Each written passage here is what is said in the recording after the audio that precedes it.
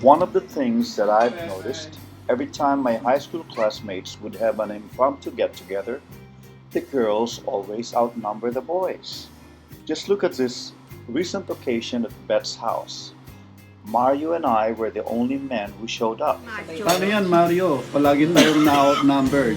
Tayo lang ang mga lalaki dito. Tayo lang ang gwapo eh. Tayo lang mabait. Wow, ang lakas ng Diba? loob. Hoy, Tinoon mo na ba? confidently handsome yan. And so blessed are we amongst women.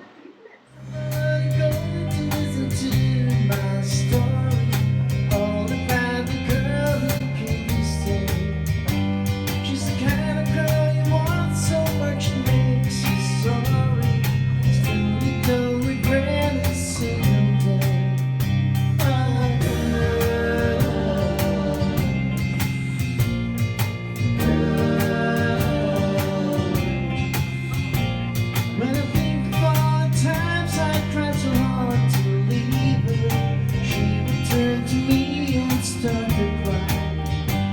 And she promises the earth for me and I believe her.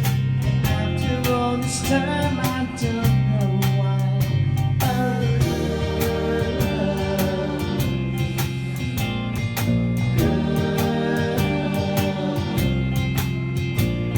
She's the kind of girl that you doesn't cross the when you think she's looking good, she acts as if it's all as if she's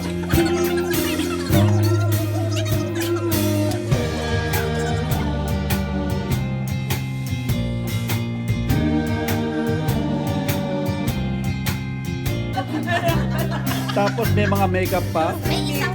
Kumpleto, meron siyang liner. Oh, masaya ka naman pala. Kaya ang ganda mo. Kailangan mo talaga. yung ganun. Narinig mo yan, Bansi. Chocolate. Hindi. Makeup. Hindi, At saka, pinagalan talaga. chocolate. Medical mission yun. Dark Kasi chocolate hindi pa sila covered nakakapunta sa medical acai berry. Yun ang dadalhin mo.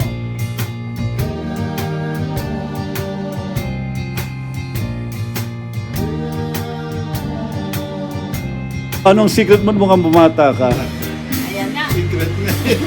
Secret nga eh. Secret. Ano ka ba? Yung meeting